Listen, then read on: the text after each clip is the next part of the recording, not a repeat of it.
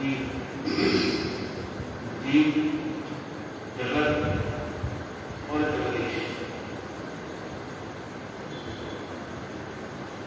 इतना संसार में विश्व स्तर पर वर्तमान में इतना विश्व जिसे हम कहते हैं लगभग 200 के आसपास देश जो काउंट में हमारे पास है, संयुक्त राष्ट्र।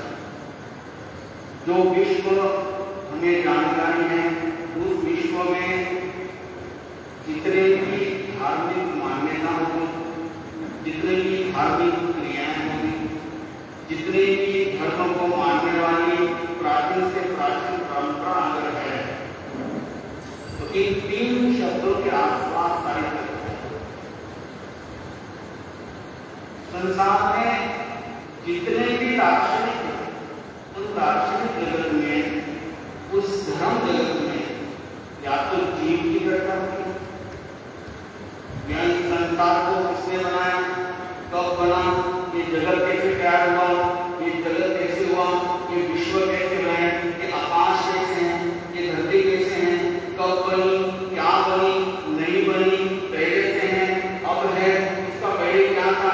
इससे जो सैकड़ों प्रश्न तैयार हुए हैं वो सिर्फ जगत के ऊपर है।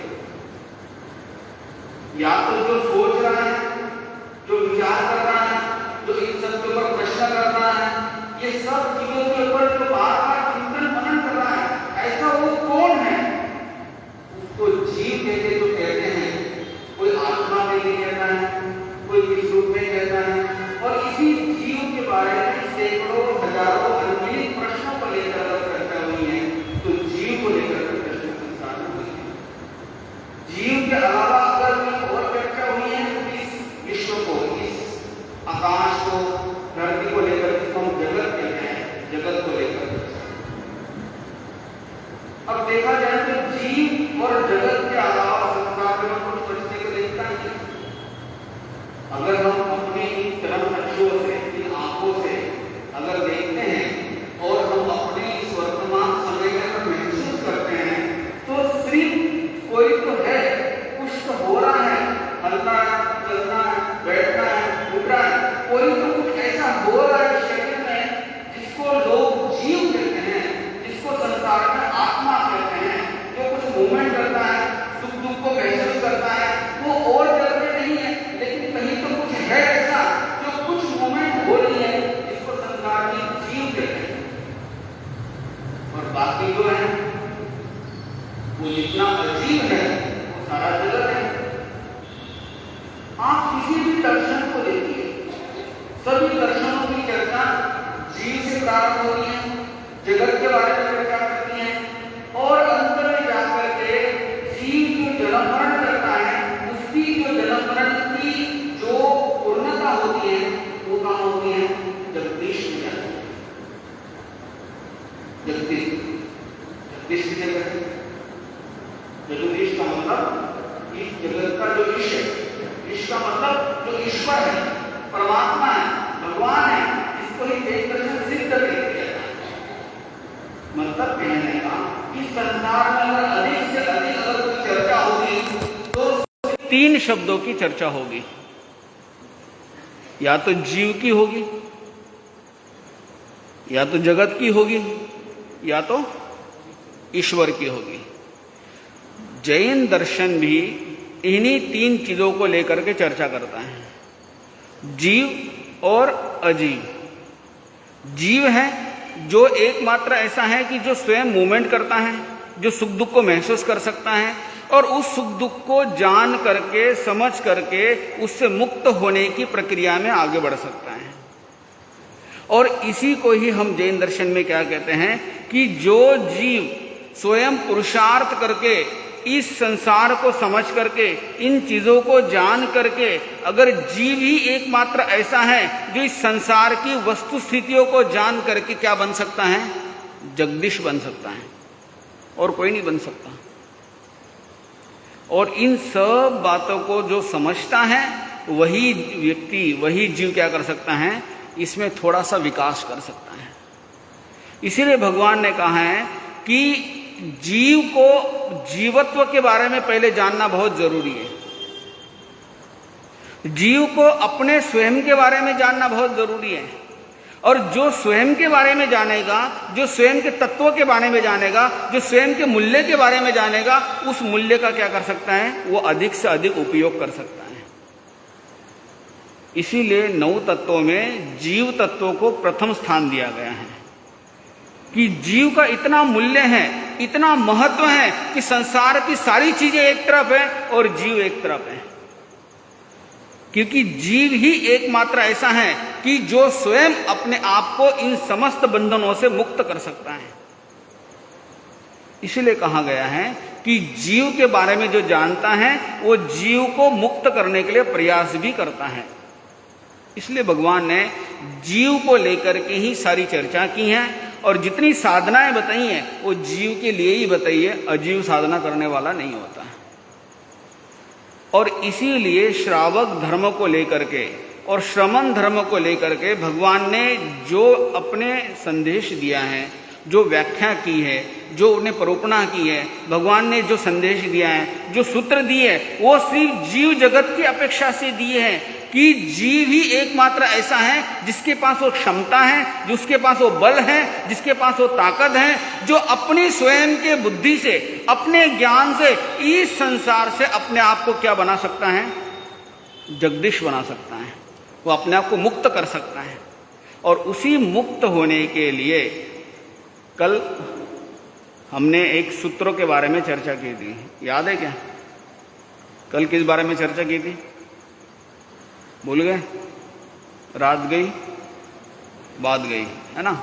कुछ नया सुनाओ बोले, है ना? जीवन में नया कुछ नहीं होता है। हम अनंत काल की यात्रा पे चल रहे हैं। निगोद में रहा हुआ जीव अनंत बार जन्म मरण करता है और उस अनंत बार जन्म मरण करते हुए जीव अनंत काल की यात्रा करते आ रहा है।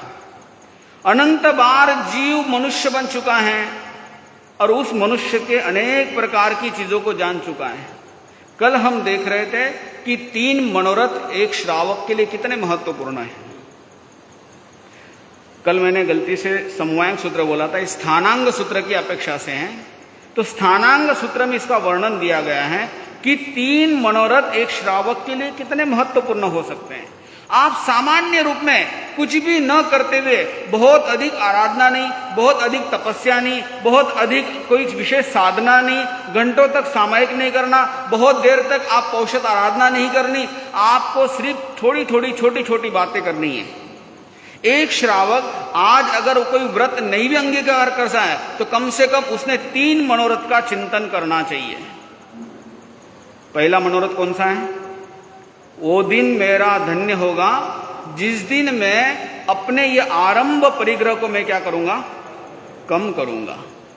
आपके मन में जब तक ये भाव ही नहीं आएंगे, आपके मन में जब तक मन में ये मनोरथ ही पैदा नहीं होगा, तब तक आपको करना चाहिए या नहीं करना चाहिए ऐसा मन में प्रश्न नहीं आने वाला।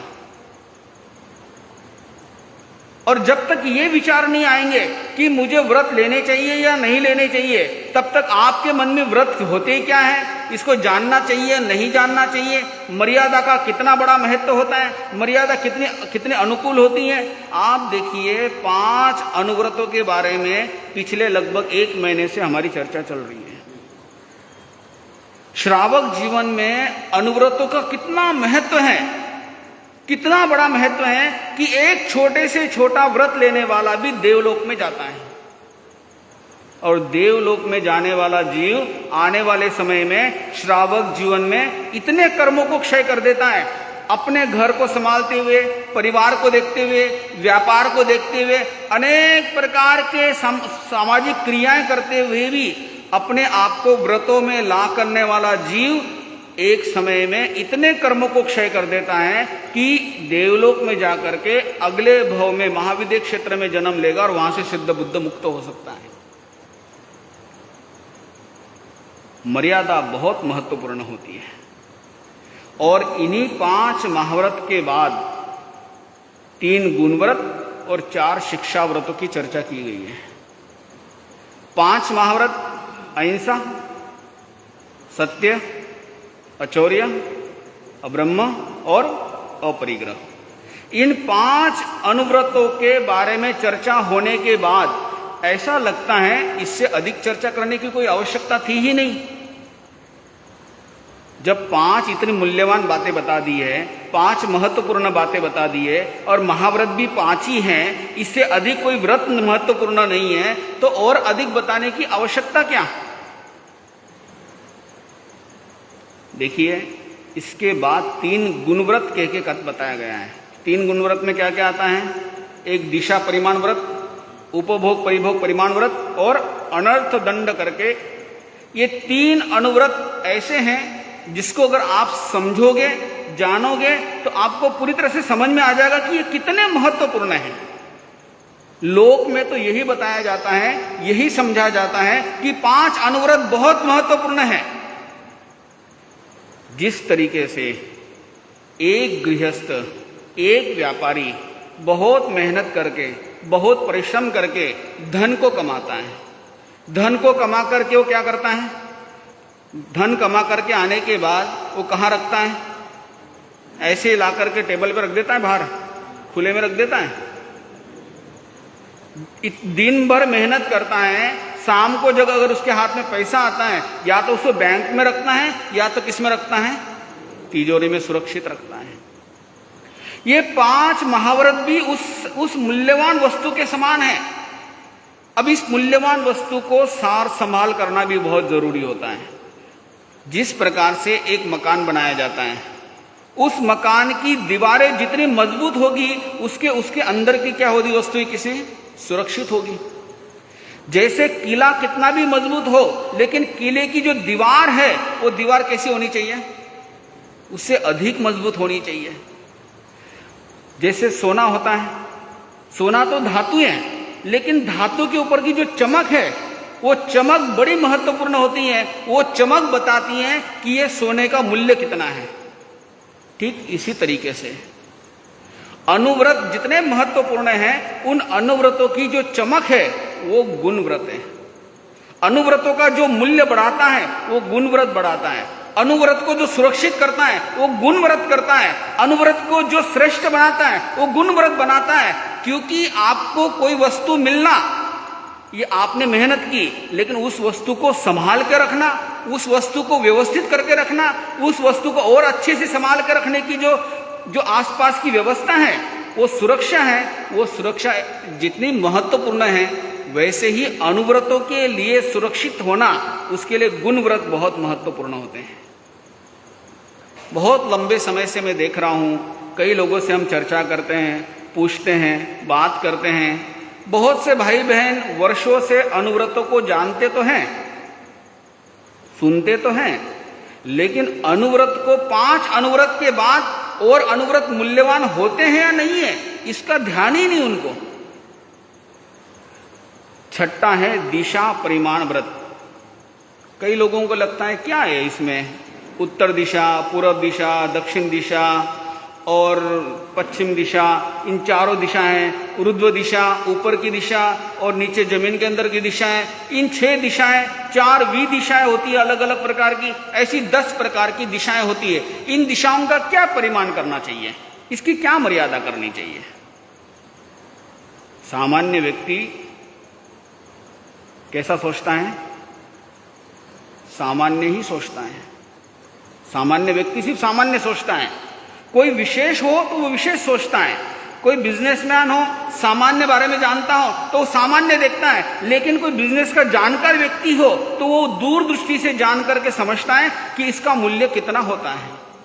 ठीक इसी तरीके से 5 अनुव्रतों को जानने के बाद अगर आप 3 गुणव्रतों को नहीं जान पा रहे हैं, नहीं समझ पा रहे हैं, उसको अनुकरण नहीं कर पा रहे हैं, उसको ध्यान नहीं दे पा रहे हैं, तो आपके 5 अनुव्रत लंबे समय तक स्थिर नहीं रह पाएंगे।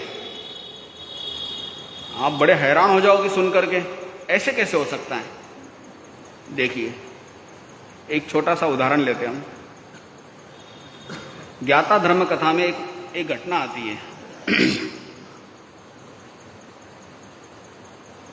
माकंदी नाम के एक नगरी थी और उस नगरी में एक श्रेष्ठी थे। बहुत लंबा चौड़ा उनका व्यापार था। नगर सेठ थे, अपार संपदा थी और उस धन संपदा के साथ उन्होंने व्यापार भी बहुत बढ़ाया हुआ था। उनके 2 पुत्र थे, एक जिन रक्षित और एक जिन पालित करके थे। मैं वो बात बता रहा हूं जो आगम प्रमाण से सहमत है, वो बात बता रहा हूं मैं आपको, जिससे हमारी श्रद्धा और दृढ़ होती है। जैन आगमों में ज्ञाता धर्म कथा सूत्र हैं, उसमें माकंदी नामक एक प्रकरण आता है, उसमें 2 पुत्रों के बारे में चर्चा की गई है कि जिन रक्षित और जिन पालित 2 पुत्र थे। कहते हैं कि जब वो युवावस्था में हुए और व्यापार संभालने लगे, लड़के इतने योग्य थे कि पिता का व्यापार उन्होंने लगातार बढ़ाते गए। और आप देखते हैं छोटी सी दुकान होती है कभी कभी, बाद में वो बड़ी होते होते एक नगर से दूसरे नगर में हो जाती है और फैक्ट्रियाँ खोल देते हैं, फैक्ट्रियाँ चारों दिशा में बढ़ती हैं। आप देखते कई लोग धीरे धीरे करके अपना व्यापार फैलाते फैलाते फैलाते एक छोटे से गली में से एक बड़े नगर में चला जाता है और नगर से देश के कोने कोने में चला जाता है और देश के साथ विश्व के कोने कोने में क्या होते हैं, बहुत से आउटलेट खुल जाते हैं। व्यापार बढ़ाते बढ़ाते कितना ही बढ़ाया जा सकता है। और कहते हैं कि जिन पाल और जिन रक्षित दोनों भाई बहुत बार अपनी नगरी को छोड़ के दूर दराज प्रदेशों में जाकर के अपना व्यापार करते थे। और जिन पाल जिन रक्षित के बारे में कहते हैं इतने कुशल थे, इतने बुद्धिमान थे, इतने चनक्ष थे, इतने चतुर थे कि वो दूर से भी हर बात को समझ सकते थे कि आने वाले समय में व्यापार किस दिशा में जाने वाला है। बड़े बड़े उनके जहाज थे, बड़ी बड़ी उनके पास व्यवस्थाएं थी, हजारों लाखों लोग उनके पास काम करने वाले थे। और कहते कि व्यापार इतना लंबा चौड़ा था कि हर बार कभी 2 साल के लिए, कभी 3 साल के लिए वो प्रदेशों में जाकर के व्यापार करते थे। प्रदेश भी कोई पास में नहीं था। यहां तक वर्णन करते हैं कि भरत क्षेत्र को छोड़ के लवण समुद्र के साथ प्रवेश करके वो जाते थे। आप देखिए कोई सामान्य बात नहीं है। जैसे आज से कोई व्यक्ति, अभी तो जहाज वगैरह बहुत हो गए हैं, लेकिन कोई व्यक्ति पुराने समय में 6-6 महीने के लिए जहाजों में पोत में जाते थे और व्यापार के लिए जाते थे। कभी कभी आने जाने में 6-6 महीने लग जाते थे, 1-1, 1.5, 2-2 साल व्यापार करने में लग जाते थे। ये इतना लंबा समय अभी भी 100 साल के आसपास के इतिहास में देखो तो मालूम पड़ता है। जिन पाल और जिन रक्षित के बारे में कहते हैं कि वो दोनों भी भाई माता पिता की आज्ञा लेकर के व्यापार के लिए जाते थे। 1 बार चले गए, 2 बार चले गए, 3 बार चले गए, 4 बार, ऐसे करते करते 11 बार उन्होंने यात्राएं की और दूर दराज क्षेत्रों में यात्राएं की, लंबी लंबी यात्राएं की, अपार धन को इकट्ठा करके लाते थे। कहते हैं कि माता पिता ने उनको कहा कि बेटा अब बहुत हो गया, इतना धन है, इतना वैभव है कि अब इसकी कोई जरूरत नहीं है अपने को, पर्याप्त मात्रा में, क्या करोगे इतना सब करके भी। दोनों भाई कहते हैं कि नहीं, 1 बार यात्रा और करके आते हैं। व्यक्ति के पास कोई मर्यादा ना हो, कोई किसी प्रकार की कहीं रुकने का फुल स्टॉप ना हो, अपार संपन्नता होने के बाद भी अगर व्यक्ति के पास मन में अगर संतुष्टि ना हो तो उसको संसार का सारा वैभव भी दे दो तो भी कम पड़ जाता है। माता पिता ने बहुत समझाया लेकिन नहीं माने और कहते हैं कि जिनपाल और जिन रक्षित ये दोनों ही भाई वापिस यात्रा पे निकले। यात्रा पे जब निकले तो अपने साथ बहुत से जहाज निकले, बड़े बड़े जहाज लेके निकले।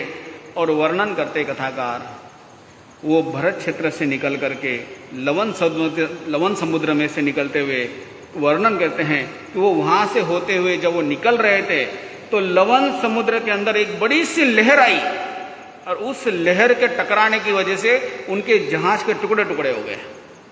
अभी तक तो 11 बार जा चुके थे, कभी कोई तकलीफ नहीं हुई, कोई परेशानी नहीं हुई, लेकिन जब कर्म उदय में आए, व्यक्ति का लोभ, लोकती का आसक्ति, वस्तु के प्रति इसकी मर्यादा न होना, ऐसी बहुत सी चीजें हैं जो व्यक्ति को जो कार्य नहीं करने चाहिए वो भी कर देता है।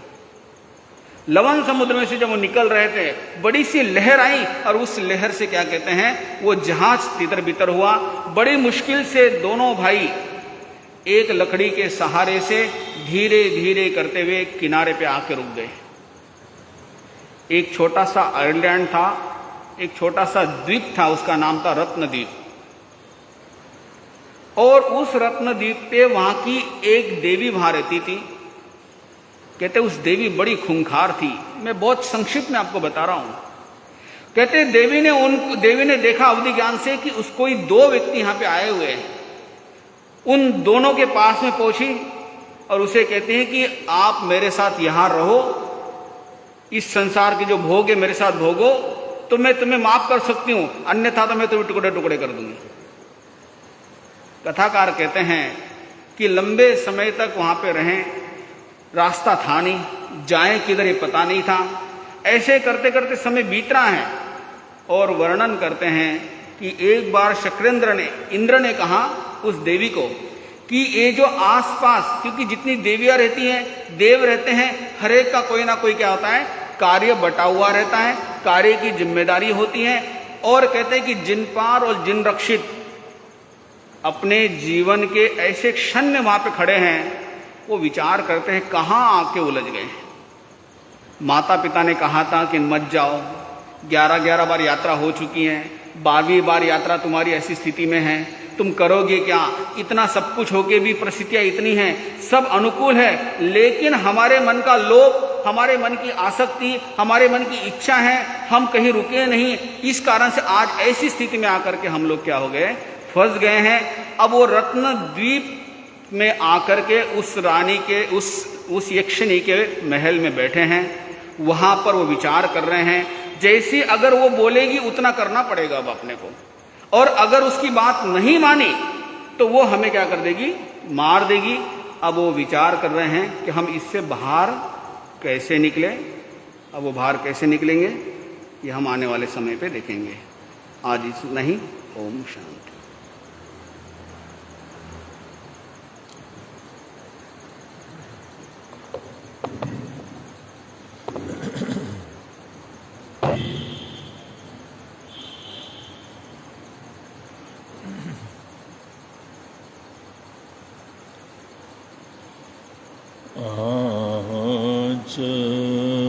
श्रवणं लब्धुं श्रद्धा परम दुर्लभा शोचाने आऊयं गम् बहवे परिभसयि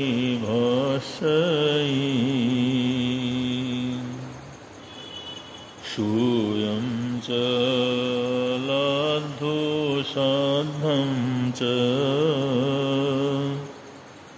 वीर्यं पूर्णदुर्लभम्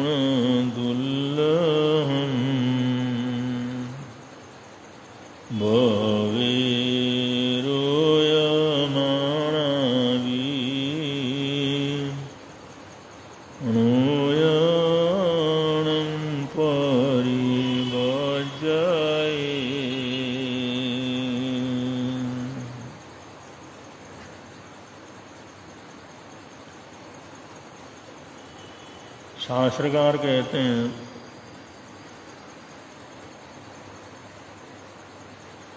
मार्गानुसारियों को विशेष संदेश देते हुए फरमाते हैं,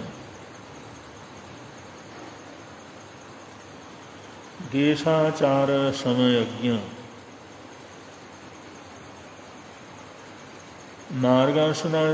मार्गानुसारी में श्रावक पर्याय के अंदर हो या विशेष रूप से कोई साधु साध्वी के रूप में हो, जो जिनेंद्र मार्ग से जुड़े हुए हैं, वीतराग मार्ग के यात्री हैं, वीतराग साधना को लेकर के चल रहे हैं, उनको अपने जीवन में देशाचार का और समय का विशेष रूप से ज्ञान होना चाहिए। क्योंकि अलग अलग जो प्रांत होते हैं, देश होते हैं, वहाँ के रीति रिवाज अलग होते हैं, खान पान अलग होता है, रहन सहन अलग होता है, भाषा और संस्कृति अलग होती है। और ये तो हमारे देश के अंदर हम बड़े अच्छे तरह से समझ लेते हैं कि हर प्रांत की अपनी अपनी जो है विशेषताएं हैं। और जीवन साधु साध्वियों का हो या श्रावक श्राविकाओं का हो, अनेक इलाकों में जाने आने का रहता है, अनेक इलाकों के लोगों से संपर्क में आने का रहता है, व्यापार धंधे का रहता है। तो अगर वो लोग देशाचार को नहीं समझते हो तो बड़ी गलतियां हो जाती हैं, बड़ी परेशानियां हो जाती हैं। समय को नहीं समझते हो तो भी बड़ी परेशानी होती है। इसलिए उनको समयज्ञ भी होना चाहिए और देशाचार का ज्ञान भी होना चाहिए जहाँ पर हम जा रहे हैं। अगर ये देशाचार का और समय का ज्ञान रहेगा तो अनेक प्रकार की समस्याओं से हम बच कर के रह सकते हैं और लोग बल्लवता या अपने काम की जो है उसकी परिपूर्ति, सफलता, ये सब इस ज्ञान के साथ जुड़े हुए रहते हैं। इसलिए बताया समयज्ञ होना, देशाचार का उसको ज्ञान होना। अब एक छोटी सी बात ले लो, जैसे शास्त्रकार कहते हैं कालेन निक्खमे भिक्षु कालेन या परिक्रमे अकालम च विवर्जिता काले कालम समायरे। एक सूत्र आता है, ये आगम की गाथा है जिसके अंदर कहा गया है कालेन निक्खमे भिक्षु। भिक्षु को किसी भी कार्य के लिए निकलना हो तो काल का ध्यान रख करके निकलना चाहिए, समय के ज्ञान के सार निकलना चाहिए। कालेन या परिक्रमे, काल के होते हुए ही उसको जो है वापिस अपने स्थान में पहुंचना चाहिए। अकाल का विवर्जित करना चाहिए। अगर ऐसा नहीं करते हैं तो बड़ी समस्या पैदा होती है, क्योंकि अलग अलग घरों में, अलग अलग क्षेत्रों में अलग अलग जो है उनकी परंपराएं रहती हैं। जैसे हम विचरण करते हुए अनेक क्षेत्रों में जाते हैं तो कुछ क्षेत्रों में ऐसा होता है गोचरी पानी का समय सवेरे 9 बजे का होता है, 9 साढ़े 9 बजे का होता है। हमारा चतुर्मास जैसे 1986 में त्रिनगर के अंदर था तो प्रवचन किया और प्रवचन करने के साथ साथ में गोचरी को निकल जाता है। प्रवचन किया और उसके साथ में गोचरी को निकल गए। या गांव में जाते हैं तो वहाँ पर सवेरे सवेरे गोचरी का समय रहता है। अगर हम भावड़ों में जाते हैं, पंजाबियों में जाते हैं, पंजाबी क्षेत्रों में जाते हैं तो 9 साढ़े 9 बजे तो उनका नाश्ते का समय होता है। 12 बजे से पहले तो गोचरी नहीं होती। और क्षेत्रों की जानकारी न हो, परंपरा की जानकारी न हो, लोगों के रीति रिवाज की जानकारी न हो, अगर वो गोचरी के लिए 9 बजे जाएगा तो कहीं मिलेगा नहीं, योग नहीं मिलेगा तो सोचेगा कैसे भुक्खड़ लोग हैं, कुछ खाते पीते भी नहीं, क्या साधु संतों की गोचरी नहीं मिलती। ये सब उनका दोष थोड़ी है, ये तो साधु के न जानने का, उनकी समझ न होने का दोष है। और टाइम पर जाएंगे तभी तो मिलेगा, बे टाइम में जाएंगे तो कैसे मिलेगा।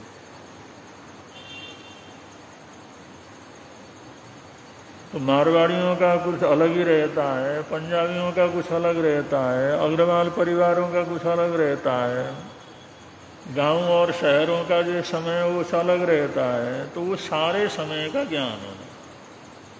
और दूसरा स्वाध्याय के लिए, ध्यान के लिए भी समय का ज्ञान होना, किस समय सज्जाई है, किस समय असज्जाई है। उस हिसाब से हम ज्ञान पूर्वक अगर अध्ययन करते हैं, समझ पूर्वक अध्ययन करते हैं, समय के साथ करते हैं स्वाध्याय, तो एक मंत्र रूप हो जाता है, सिद्धि रूप हो जाता है, अच्छा लगता है, सुकून मिलता है। लेकिन अकाल के अंदर करते हैं तो उससे जो शकुन होने की बजाय अपशकुन हो जाता, लाभ होने की बजाय हानि हो जाती है। ऐसे किसी के जाप का है, पाठ का है, ध्यान का है, मंत्रों का समय है, उसका भी थोड़ी सी जानकारी रहती है तो सारी वो छोटी छोटी साधनाएं भी हमारे को अच्छा फल देने वाले होते हैं। अगर जानकारी नहीं रहती है तो उसका जो है हम करते तो बहुत अच्छी तरह से हैं, लेकिन उसका फल जैसा मिलना चाहिए वैसा मिलता नहीं है।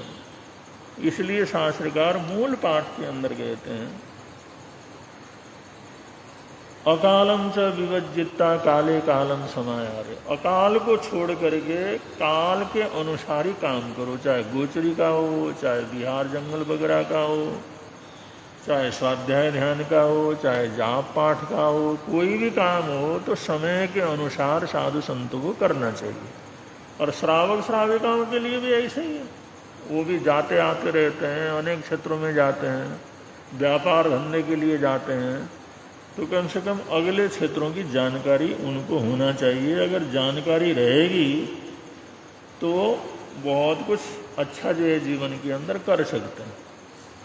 तो इसलिए छोटी छोटी बातों की जानकारी रखी जाती है। जैसे एक सामान्य सी बात कहूँ, कोई जो है पढ़ा लिखा है, ज्योतिषाचार्य है, वो कहता है भाई रोज कपड़े तो पहनते ही हैं, लेकिन वो कहता है अगर जो कपड़े नए कपड़े पहनना हो तो रविवार है, बुधवार है, गुरुवार है, शुक्रवार को पहन लिया करो।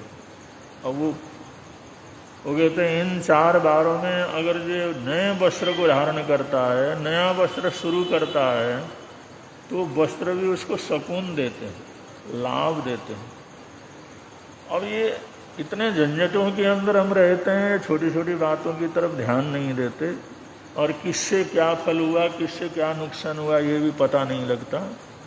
लेकिन दुनिया के अंदर सभी चीज़ों का, सभी समय का अपना अपना फल होता है, अपना अपना प्रयोग होता है।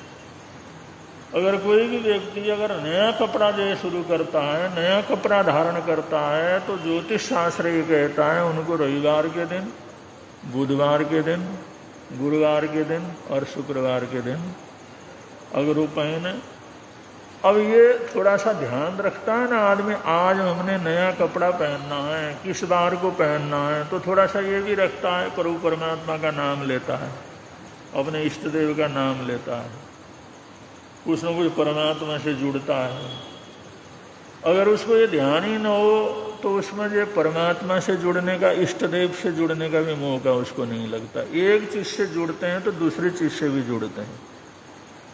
और ये भी रहता है कोई भी नई चीज़ अगर तुमने ग्रहण करना हो तो उसके प्रति भी सद्भावना रखो, उसकी भी आज्ञा ले लो, उससे भी अच्छी प्रार्थना करो, उससे अच्छी प्रार्थना करे भाई तुम्हारे को मैं धारण कर रहा हूँ, सुकून रहे, आनंद रहे, सुरक्षा रहे। अब ऐसी प्रार्थना करके करते हैं तो उसका भी प्रभाव पड़ता है। वैद्य लोग बहुत से बीमार वगैरह रहते हैं तो उनके पास जाते हैं, आजकल तो बना बनाया मिलता है। अगर वो कहते हैं फलाने पेड़ से, फलानी चीज़ों से, जड़ों से या पत्तों से लेकर के 10 दिन तक तुम ऐसा प्रयोग करो तो सब ठीक हो जाएगा। तो अगला पुस्तक कब लेना है? उन्होंने कहा अमुक दिन ले लेना है। वो तो जिस दिन लेना है उससे पहले दिन जा करके तुम उस पेड़ से प्रार्थना करोगे भाई हम कल सुबह आएंगे और हमारे को ज़रूरत है, हमारे को आवश्यकता है, दवाई के रूप में आपके सहयोग की हमारे को ज़रूरत है। हम कल प्रातःकाल को इस समय आकर के आपसे इतने पत्ते या इतनी टहनी, इतनी चीज़ हम ग्रहण करेंगे, लेंगे। अगर ये पहले दिन जाकर के प्रार्थना करता है, फिर दूसरे दिन जाकर के फिर आज्ञा लेकर के वो लेता है, तो वो दवाई बड़ी जल्दी लगती है। ये वैद्य लोग एकदम कहीं जाकर के उखाड़ते नहीं, वो समय देखते हैं, नक्षत्र देखते हैं, पहले जाते हैं, फिर उससे प्रार्थना करते हैं। मंगल कामनाओं का बड़ा प्रभाव पड़ता है, सद्भावनाओं का बड़ा प्रभाव करता है। इतना करता है तो प्रभु को भी याद करेगा, परमात्मा को भी याद करेगा, उसे क्षमा याचना भी करेगा। भी आपके पत्ते ले रहे हैं, आपको तकलीफ दे रहे हैं, उसके लिए हम क्षमा याचना करते हैं, ये हमारी मजबूरी है, और आप हमें सहयोग करें, आपको सुख शांति रहे। अगर इतनी भावनाओं से अगर कुछ करते हैं तो उसका असर भी कुछ अलग होता है। लेकिन हम आपाधापी के अंदर इन चीज़ों की तरफ ध्यान नहीं देते। लेकिन ये समय का ज्ञान होना या वस्तु पदार्थ आदि का ज्ञान होना या जो देशाचार का ज्ञान होना, ये सब देशाचार के अंतर्गत आता है। जब कोई भी दवाई बूटी के लिए कुछ भी लें तो पहले उस पेड़ से, उस बगीचे में जा करके पहले प्रार्थना करके आज्ञा ले करके फिर लेते हैं, तो उसका प्रभाव भी बड़ा अच्छा होता है। इसी को कहते हैं देशाचार के अंतर्गत। और जो श्रावक श्राविकाएं होती हैं या उनको बाहर जाना होता है, श्रावक लोग व्यापार धंधे के लिए जैसे बाहर घूमते फिरते हैं, जाते हैं दुनिया भर के अंदर, तो देशाचार के अंदर और समयज्ञ के अंदर ये होता है उसको ऋतुओं का भी ध्यान होना चाहिए। जैसे बसंत ऋतु है, ग्रीष्म ऋतु है, वर्षा ऋतु है या शरद ऋतु है, हेमंत ऋतु है, शिशिर ऋतु है। ये 6 तरह के ऋतुएं होते हैं और 2-2 महीने का एक ऋतु होता है। और वो 2-2 महीने के ऋतु के अनुसार अलग अलग फल होते हैं, अलग अलग सब्जियां होती हैं, अलग अलग चीज़ें होती हैं। और ये आयुर्वेद कहता है इस ऋतु के अंदर इस चीज़ को खाओगे तो तुम्हारे को लगेगा, तकलीफ नहीं होगी, बीमारी दूर होगी। वो ऋतु के अलग अलग, जो ऋतु के हिसाब से हमारे शरीर की प्रकृति बदलती है, समय की प्रकृति बदलती है। जैसे रात का समय अलग होता है, दिन का समय अलग होता है, सर्दी का समय अलग होता है, गर्मी का समय अलग होता है। तो पहले 6 ऋतुओं का ध्यान रखते थे। कम से कम 2-4 ऋतुओं का ध्यान अगर इंसान को रहता है और ये सोचता है इस ऋतु में मैंने इन चीज़ों को ग्रहण करना है, इन चीज़ों को ग्रहण नहीं करना है, अगर ये चीज़ ग्रहण करूँगा तो इस ऋतु के अंदर मेरे शरीर की प्रकृति के विपरीत हो जाएगा। अब जब विपरीत हो जाएगा तो लाभ देने की बजाय वो नुकसान देना शुरू करेगा। ऐसा अगर ज्ञान हो और ऋतु ज्ञान के साथ उसका खान पान की सेटिंग हो तो उसके शरीर के अंदर बीमारियां नहीं होती, शरीर और प्रकृति उसके अंदर मेल हो जाता है। क्योंकि हम सारे प्रकृति की चीज़ों से तो हमारा शरीर बना हुआ है। जैसे प्रकृति के परिवर्तन होता है तो उसका असर हमारे ऊपर होता है। और वो प्राकृतिक चीज़ों के साथ हम इस तरह से ऋतु का मेल करके कोई चीज़ ग्रहण करते हैं तो वो सब हमारे लिए दवाई का काम करता है, दवाई बूटी का काम करता है। उसको लेने का तरीका, उसको ग्रहण करने का तरीका, उसको बनाने का तरीका सद्भावना पूर्वक अगर हम करते हैं, सद्विचार पूर्वक अगर हम करते हैं तो उसके बड़े असर रहते हैं, बड़े असर रहते हैं उसके। तो इसको कहते हैं समयज्ञ, इसको कहते हैं लोकाचार को जानने वाला, इसको कहते हैं देशाचार को जानने वाला। छोटी छोटी बातें अगर इनका ज्ञान होता है इंसान को तो बहुत कुछ उसको जानकारी होती है। लेकिन आजकल और पढ़ाई वगैरह भी ऐसी है, बच्चों की भी पढ़ाई ऐसी रहती है, इन चीज़ों का ज्ञान वगैरह करवाया नहीं जाता। पहले गुरुकुल के अंदर सारी इन्हीं चीज़ों से गुजारा जाता था। देखो आज से ऋतु परिवर्तन हो गया है। ऋतु परिवर्तन होने का मतलब अब इन चीज़ों के फल वगैरह आएंगे, ऐसी सब्जियां शुरू होंगी तो उन चीज़ों को तुमने ग्रहण करना है। भिक्षा में जाओगे तो उन चीज़ों को लेकर के आना है, जंगलों में जाओगे तो सिर्फ उन चीज़ों को लेकर के आओगे जो ये ऋतु के अनुकूल हो। अब ऋतु परिवर्तन के बाद वो मना कर देते हैं वो चीज़ क्या करना, नहीं लेना। अब इसकी जानकारी होती है, प्रयोग होता है तो उनका अच्छा शरीर रहता था, बिना दवाई के आराम से चलते थे। अब विपरीत हार बहुत चलता है। अब आजकल तो ऋतु के अनुसार एक ऋतु का ऐसी ऋतु के अंदर खाते हैं जिसके अंदर वो होता ही नहीं है, उसके अंदर वो लगता ही नहीं, उससे कोई ना कोई दूसरी तकलीफ ही पैदा हो जाती है। आदमी ये सोचता अरे अब तो आम मिलता ही नहीं है, फलाना फल मिलता ही नहीं है, मैं वो लेकर के खा रहा हूँ स्वाद लेकर के। लेकिन ऋतु परिवर्तन हो गया ना, उस समय का वो शरीर की प्रकृति अलग हो गई। वो किसी उस ऋतु के लिए था, किसी समय के लिए था, और उस समय को छोड़ करके दूसरे समय के अंदर हम ले रहे हैं तो उससे प्रकृति के अंदर हमारे शरीर और उसको एडजस्ट करने में बड़ी तकलीफ होती है। अब ये सारी चीज़ें जो संत लोग थे, महात्मा लोग थे, वैद्य लोग थे, जंगलों के अंदर रहते थे, प्रकृति के अंदर रहते थे, उन्होंने ये सब जो नियम छोटे छोटे जो बनाए हुए हैं ना, जो शास्त्रों के अंदर हमारे को मिलते हैं, ग्रंथों के अंदर मिलते हैं, ये जो वर्षों तक जो है प्रयोग करने के बाद, जीवन भर प्रयोग करने के बाद उन लोगों ने अपने संस्मरण लिखे हैं। तो वो चीज़ होता है शास्त्रों के अंदर। सामान्य चीज़ नहीं होता, कहीं पढ़ लिया लिख लिया, कहीं सोच लिया लिख लिया, चिंतन कर लिया लिख लिया, ऐसा नहीं। शास्त्र, आगम शास्त्र या जो साहित्य का मतलब लोगों ने जिंदगी भर जो काम किया उसमें जो उसको अच्छा अनुभव आया, वो सोचता है ये अनुभव दुनिया के काम आ जाए, इसलिए वो लिख करके जाते हैं। इसलिए साहित्य का, स्वाध्याय का, शास्त्रों का अपना महत्व होता है।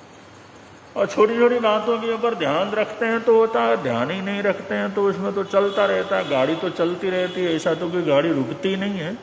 लेकिन फिर भी अगर अच्छी तरह से व्यवस्थित रूप से सही ढंग से करते हैं तो एक जीवन के अंदर सुकून मिलता है। कुछ खाने के बाद उसका स्वास्थ्य अच्छा रहे, मन शांत रहे, सद्भावना रहे, मन के अंदर खुशी रहे तो अच्छी बात रहती। कोई चीज़ खाया, पेट में गड़बड़ है, शरीर में गड़बड़ है, मन के अंदर चंचलता है, मन नहीं लगता है, नींद नहीं आती है, जीते तो सब लोग हैं लेकिन एक अपसकून वाला जीवन हो जाता, अशांत प्रिय जीवन हो जाता है। उसमें फिर और भी बीमारियां, तकलीफें, परेशानी, चिड़चिड़ापन पैदा हो जाता, कई समस्याएं पैदा हो जाती।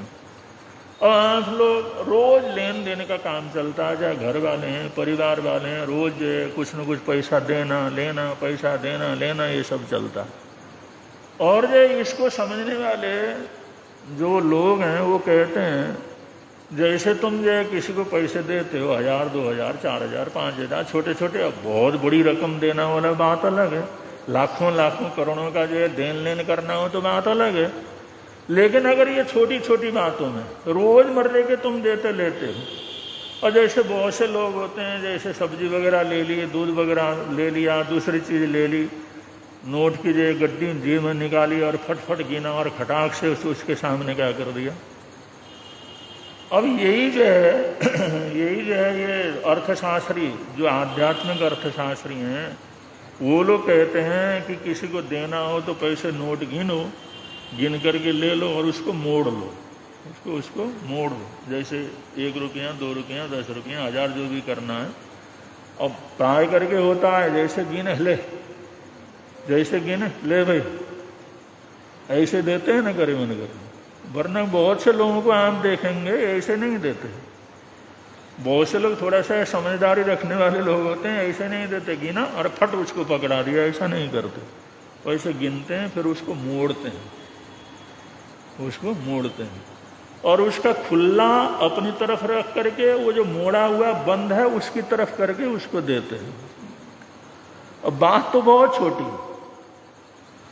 लेकिन कहते हैं अगर ये लेने देने का, अगर जो देते देते अगर करे भाई इसका बरकत हो जाए, इस पैसे का सदुपयोग हो, इस पैसे का अच्छा उपयोग हो, इसका भी कल्याण हो, अगर ऐसी मंगल कामनाओं से अगर देते हैं तो अगले को भी फायदा होता है।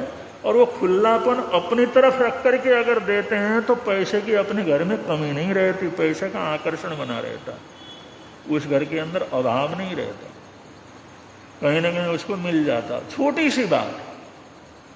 और भाइयाँ वगैरह बहनें रोजमर्रे की तो आप तो करते ही हैं देना लेना, लेकिन किसी को इस बात का ज्ञान नहीं रहता, ध्यान नहीं रहता, बस ले लिए, कर लिए, ले लिए, बस इतने।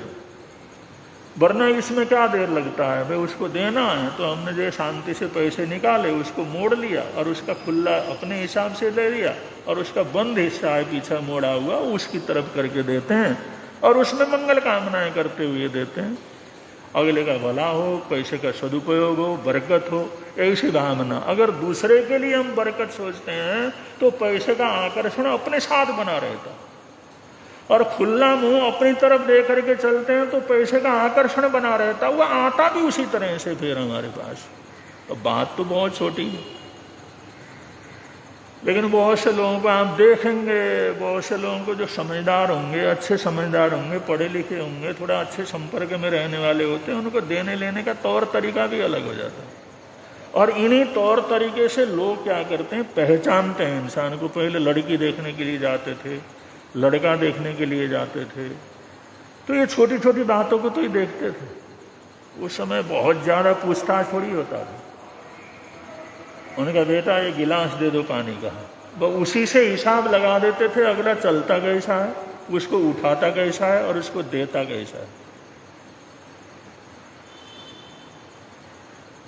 छोटी छोटी बातों से। एक लोटा उठाने का तरीका, लोटा देने का तरीका, उसको बोलने का तरीका, ये छोटी छोटी बातें होती हैं, इन छोटी छोटी बातों से अपने जीवन के अंदर ऐसा सुकून रहता है।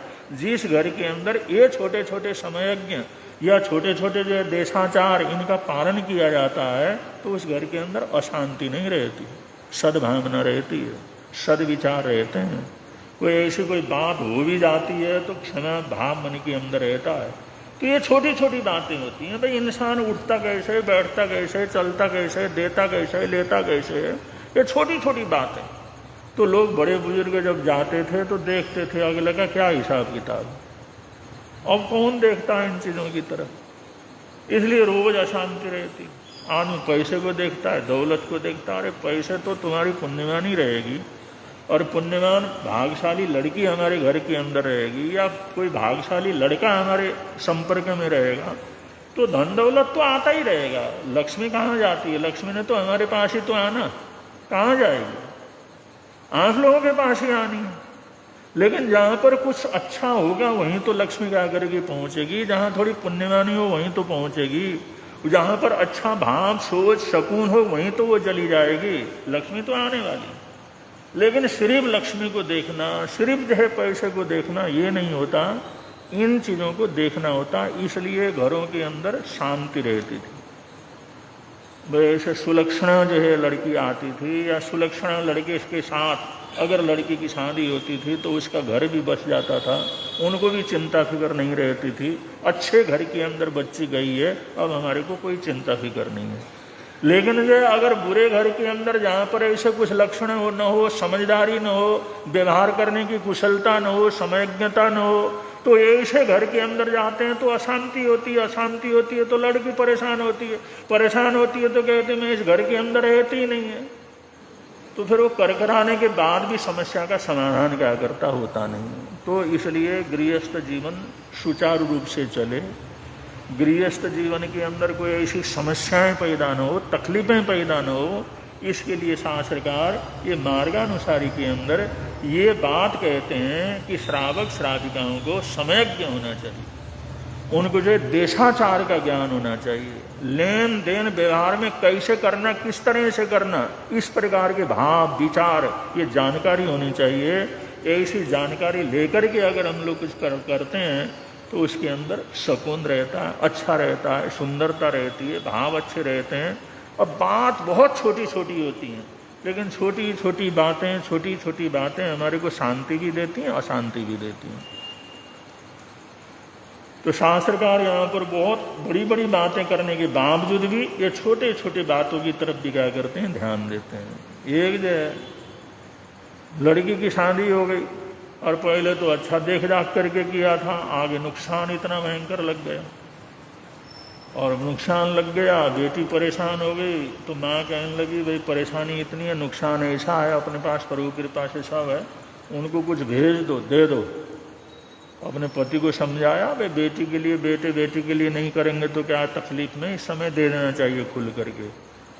वो गृहस्थ जो श्रावक था वो कहने लगा इस समय देने से कोई फायदा नहीं, जब समय होगा मैं दे दूंगा। उन्होंने कहा इस समय भूखे मर रहे हैं, तकलीफ हो रही है, परेशानी हो रही है, इस समय नहीं देंगे तो अरे तुम्हें नहीं समझ में आता, जब समय आएगा मैं दे दूंगा, इस समय देने का समय नहीं है। और जिस समय बात हुई और जो है उसको किसी काम से घर से बाहर जाना पड़ा, उसको तो काम से घर जाना बाहर जाना पड़ा, उसका दामाद घर के अंदर आ गया। तो उसकी सास सोचने लगी, मैं उनको कहा भाई कुछ न कुछ दे दो, कुछ न कुछ दे दो, वो तो हुआ ही नहीं कुछ नहीं बात। चलो दामाद आया है और तो मेरे हाथ में, चलो कुछ न कुछ इसका सहयोग कर लेते हैं। उसने अपनी लड़की को भेजने के लिए, दामाद को देने के लिए भोजन पानी तो बनाया, साथ साथ में बहुत से लड्डू बनाए और हर लड्डू के अंदर सोने के मोहर उसने क्या कर दिए? भर दिए हर लड्डू में। उन्होंने कहा चलो बात भी नहीं होगी, इनका सहयोग भी हो जाएगा, बेटी सुखी भी हो जाएगी, अच्छी बात है। उसने जो लड्डू बनाए और लड्डू के अंदर सोने की 10 रुपये उसने भर दिया और उसका अच्छी तरह से बना करके पैक करके कहा भाई ये भी तुम साथ में ले करके। उन्होंने कहा नहीं इसकी ज़रूरत नहीं, वो आवे नहीं अरे ले लो, इसमें क्या है, लड्डू ही तो है और करना क्या है, छोटी मोटी चीज़, ज़्यादा थोड़ी चीज़ है। अब ले करके जब समय चला हो चला तो बोझ था, उसके अंदर सोने के सिक्के भरे हुए थे। और साधारण लड्डू हो तो बात अलग है, लेकिन उसने तो लड्डू तो साधारण ही थे, लेकिन सोने के सिक्के उसके अंदर भरे हुए थे, बोझ तो था। जिस समय गांव के बाहर चला गया वो सोचने लगा इतना बोझ उठा के कहाँ जाऊंगा। वहां पर हलवाई था, वो कहने लगे भाई ये लड्डू ले लो। वो सोचा इतना बोझ उठा के जाऊंगा कहाँ, और लड्डू चलो भाई अब ये इतना उठा करके क्या जाना है, पूरा इतना भार है, उठाए भी नहीं जाता। तो उसने वो सारा का सारा, वो हलवाई था बैठा होगा वहां पर, भाई अरे तुम्हारा काम ही मिठाइयों का है, ये जो लड्डू हैं अच्छे लड्डू हैं, तुम ले लोगे क्या। मैंने कहा ले तो जा रहा था, लेकिन अब इतना भार है, अब इतना ले जाने का मन नहीं कर रहा, तुम लेना हो तो ले लो। मैंने कहा रख दो भाई, कितना मूल्य है क्या। जो भी मूल्य था उसने दे दिया। दे करके लड्डू जो बनाए थे वो सब वहीं पर दुकान में छोड़ करके घर वाला। वो सेठ कहता था ना भाई इस समय नहीं है, देंगे तो भी उसका काम नहीं आएगा। उसकी समझदारी कितनी थी, बाकी काम नहीं आया। वो दे तो दिया था उसकी सास ने, लेकिन कहाँ रह गया, हलवाई की दुकान के अंदर ही लग गया, वहीं रह गया वो सब। तो कभी कभी ऐसा होता है कि आदमी सोचता कुछ है, होता कुछ है, लेकिन समय को पहचानने वाले लोग, समय को देखने वाले लोग, वो समझते हैं भाई इस समय क्या समय चल रहा है, इस समय क्या करना चाहिए, क्या नहीं करना चाहिए। अब ये तो अनुभवों की बात है, ज्ञान की बात है, स्वाध्याय की बात है। हम प्राचीन चीज़ों को ज़्यादा पढ़ते हैं, महापुरुषों के जीवन चरित्र को अगर हम पढ़ते हैं, महापुरुषों के जीवन चरित्रों के अंदर होता है हमारे सामने क्या क्या समस्याएं, कैसे कैसे उनको लीड किया, कैसे कैसे चले, क्या क्या तकलीफें हुई, और किस तरह से हमारे को किसी ने सलाह दिया, उसको माना तो हमारे को कितना अच्छा हुआ, नहीं माना तो कितनी बड़ी परेशानी हो गई। यही तो होता है जीवन चरित्रों के अंदर, या जिनकी आत्मकथाएं वगैरह लिखते हैं, सारा यही तो होता है जीवन का निचोड़। जिन्होंने 80-80 वर्ष तक दुनिया को देखा है, दुनिया भर के उतार चढ़ाव देखे हैं, या जीवन के अंदर सफल हुए हैं, वो लोग अपने सारे अनुभव लिखते हैं। और उन अनुभवों को पढ़ते हैं, उन घटनाओं को पढ़ते हैं, उन प्रसंगों को पढ़ते हैं, तो ये जो समयज्ञता जीवन के अंदर बढ़ती है, एक सोच बढ़ता है, चिंतन बढ़ता है। इसलिए स्वाध्याय ध्यान वगैरह जरूर होना चाहिए। जितना होगा उतना आनंद मंगल का वातावरण रहेगा। तो बड़े प्रेम से आप लोग बोलेंगे, मिलता है आनंद प्रभु की वाणी से, मिलता है आनंद प्रभु। हाँ, आज एक खुशखबरी है, हमारे तीर्थेश मुनि जी महाराज साहब जो सेवा भावी हैं, सारे कार्य संभाल लेते हैं। 2020 से वो PhD की तैयारी कर रहे थे, और कल उनका वाइवा बहुत अच्छी तरह से कल परसों संपन्न हो गया है। और वाइवा के अंदर दुनिया भर के प्रोफेसर बैठते हैं, विद्यार्थी बैठते हैं, और वाइवा के अंदर कोई भी कुछ पूछ सकता है, उस विषय से पूछता है, या और भी जो जनरल जो पूछ लेते हैं। तो दिल खोल करके उन्होंने पूछा, और आपने बहुत अच्छी तरह से वाइवा को संपन्न किया। और PhD में थीसिस तो जमा कर दिया ही है, और जमा करने के बाद वाइवा हुआ, और वाइवा भी आपका बहुत अच्छा हुआ। अब तो जो है डॉक्टरेट की जो डिग्री है वही आना क्या है बाकी है। और वाइवा होने के बाद वो कहते हैं आप तो डॉक्टरेट हो ही गए, और जो एक उस यूनिवर्सिटी की तरफ से जो है वो रिजल्ट वगैरह लिख करके भेज दिया जाएगा। तो करीबन वाइवा होने का मतलब आपने PhD क्या कर ली, पूरी कर ली। और ये भी दलितों की शिक्षा के ऊपर, जो दलित वर्ग है उनकी शिक्षा व्यवस्था के अंदर क्या क्या खामियां हैं, और क्या क्या जो उसके अंदर विशेषता होना चाहिए, क्या क्या उसका लाभ हुआ, क्या क्या उसका नुकसान हुआ। माध्यमिक और उच्च माध्यमिक जो दलितों का अध्ययन है उसके लिए जो सरकारी नियम वगैरह बने हुए हैं, उन सब के ऊपर एक शोधात्मक आपने जो थीसिस ये प्रस्तुत किया है। विषय थोड़ा कठिन है, समाज हित रूप में विषय है, और उसके अंदर सारे नकारात्मक सकारात्मक भाव सब दिए हैं।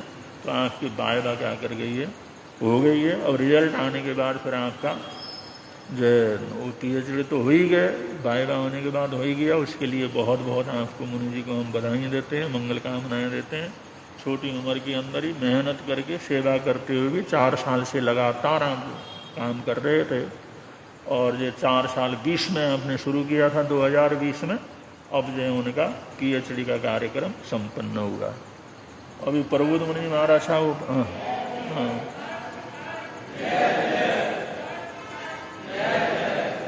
और प्रबुद्ध मुनि जी अभी व्याख्यान के बाद ऊपर गए। हमने सोचे पता नहीं तबीयत ठीक है या नहीं, कैसे चले गए। उनका लोच होना है, अभी ऊपर लोच के लिए गए हैं। लोच का सीजन है, क्योंकि जो 1 तारीख से जो पर्युषण पर्व ही प्रारंभ हो रहे हैं, तो लोच के लिए जो है बीच में प्रवचन वगैरह करके ऊपर गए हैं। सब प्रकार की सुख शांति आनंद मंगल चल रहा है और आप लोग बराबर लाभ ले रहे हैं। सबको बहुत बहुत मंगल कामनाएं, बहुत बहुत सद्भावनाएं। इन्हीं मंगल कामनाओं के साथ जिन भाई बहनों का आज का एकासना हो, तो आज के एकासना